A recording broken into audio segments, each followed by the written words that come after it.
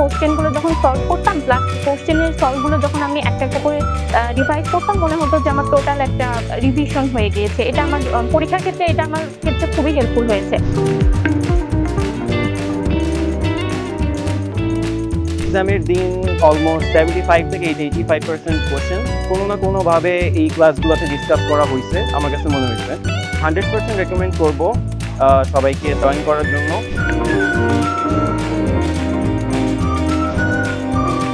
সিনাপসের সবচেয়ে বেশি ভালো লেগেছে যে জিনিসটি, সেটা হলো ক্লাসগুলো। আমার কাছে মেন্টরগুলো খুবই এক্সপিরিয়েন্স নিয়ে অনেক চিন্তা ভাবনা করতেছি, অনেক দিন যাবত লেগে আছি বা নতুন করে স্বপ্ন দেখছি ভালো কিছু করার। তাদের উদ্দেশ্যে আমি বলবো অবশ্যই আপনি নিশ্চিন্তে এক বাক্যে সিনাপসে ভর্তি হবেন।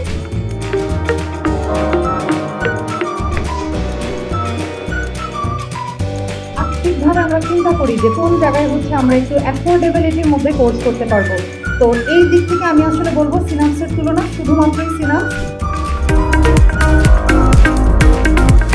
আমাদের জন্য একটা আনন্দ মুহূর্ত যে আমরা চান্স পেয়েছি।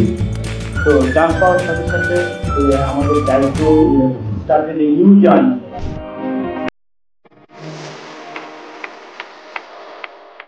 আমার মনে হয় যে সবকিছু ব্যালেন্স করতে পারাটার মধ্যে কল্যাণ নিহিত আছে। এটাকে কখনোই আসলে হতাশাগ্রস্ত হওয়া যাবে না।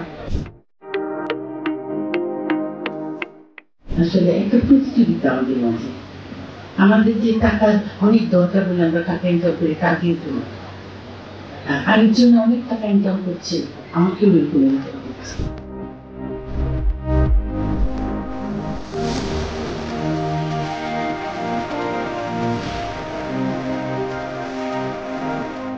আমাদের দেশে কিন্তু এখন অনেক ডাক্তার, কিন্তু একজন সব সিনসিয়ার ডাক্তারের অনেক অভাব।